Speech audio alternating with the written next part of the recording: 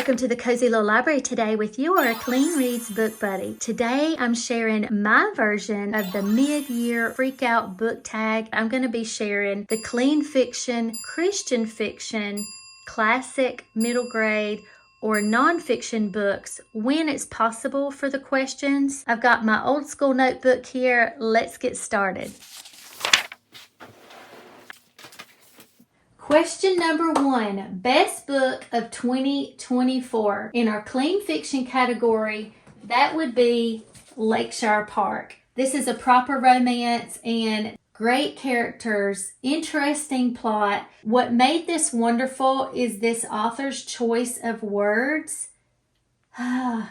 She's so talented. Pride and Prejudice, banter mixed with Sense and Sensibility, sister relationship. This is the first book that everybody in our Patreon group, brand new group, was able to read together. I got the idea, why don't I make like this little bundle, little cheat sheets about the characters? And since we can't see what the characters look like, I made a character art, character list with their attributes. I did that free for my Patreon members, and it was so much fun. It really added to this. Love this book so much. Highly recommend it. 5 stars, all the things.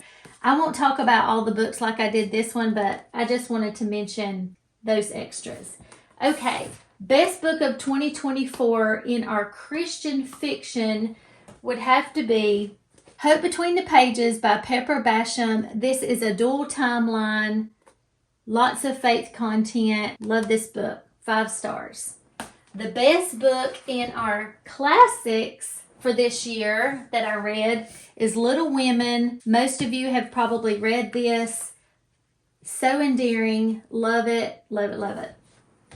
The best book in our middle grade was Nancy Drew, number 2, The Hidden Staircase. I'm reading through the entire series. Don't know when I'll finish, but so far this has been my favorite because it's a little spooky, a little gothic-y. Love it. And in our middle grade, in our nonfiction, there was a tie between these two. The Patriots by Winston Groom and Martha Washington, An American Life by Patricia Brady. Both of these were so well written about colonial era America, American history. They made it so interesting. Loved both of these books so much.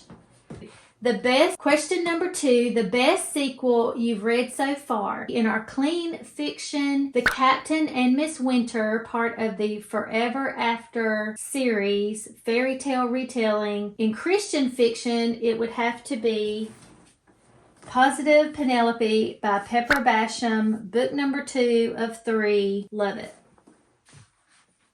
And in our middle grade, that would have to be Felicity's book number 2. Question number 3, a new release that you haven't read yet but want to. That would be Virginia by Shannon McNear, coming out any day now. It's an advanced copy that I have, and I have not read it yet. I'm very excited to read about it. It's book number 4, actually, in the series about the lost colony.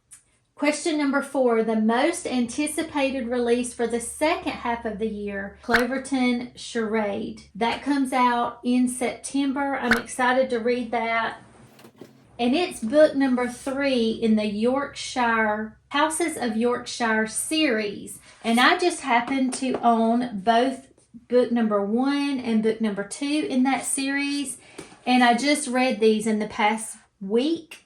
And they are both so good, by Sarah E. Ladd.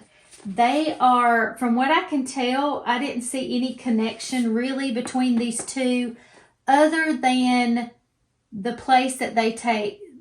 The area in which they take place is the only connection that I saw. But I'm really excited to read the Cloverton Charade. Looks very, very good. Number 5, the biggest disappointment. Becoming Miss Lewis Probably partly my fault because I had this so hyped up in my mind because it was supposed to be about C.S. Lewis's love life, and it was not what I thought. Did not enjoy that book. Love the author's writing style. Love her writing, but I just didn't enjoy the content. Question number 6, the biggest surprise. Okay, in the clean fiction category, How to Plot a Payback really surprised me how much I laughed, how much I enjoyed this book. Because it is contemporary, which I don't read a lot of at all. Until this year, I really didn't read any at all. I was really surprised how much I liked it, how much I laughed. In the Christian fiction, that would be Between the Sound and Sea, a legend of World War II lighthouse. It sounded amazing, but I could not believe how in love I was with this book. It just came out August the 6th, so be sure to check that out if you haven't. For our classic, The Blue Castle by Ellen Montgomery, I was surprised at how quirky and unusual this book was, but I really, really liked that book.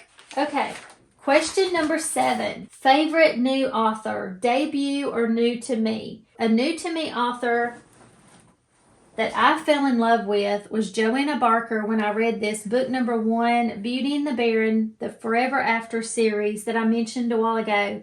Very sweet. Also, Kristi Ann Hunter. I loved A Noble Masquerade. Question number 8 is supposed to be the newest fictional book crush that I have. And instead of that, I'm going to say the most memorable male character. And that would be in Lakeshire Park. Our character, Peter, he was such a gentleman. He was very wealthy, very handsome. He was very sweet on the inside, but very masculine. And he had this mischievousness about him. You never knew what he was going to say or do. But in the end, he was always classy. And behind it all, he had sweet intentions.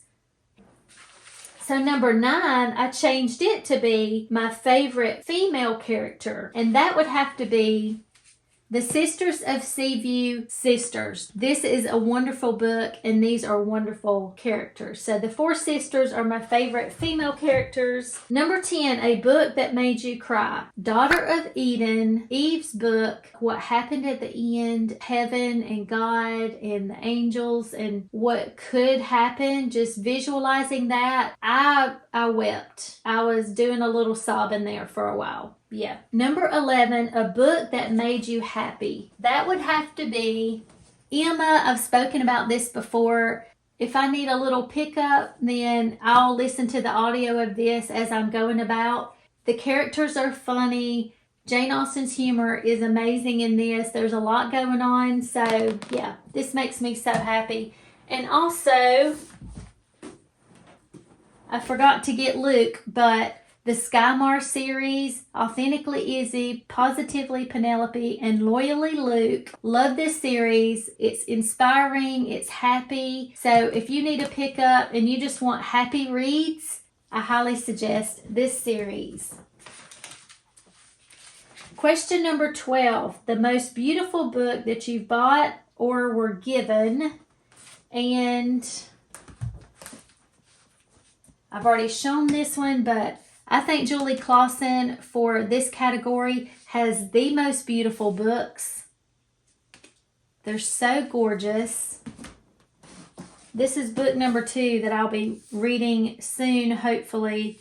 But her books are just so atmospheric, the covers, and I love them. But also,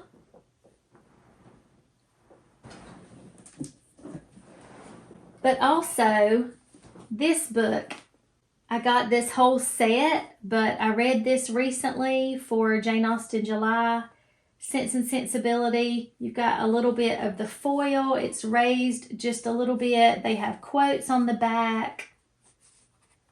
So beautiful.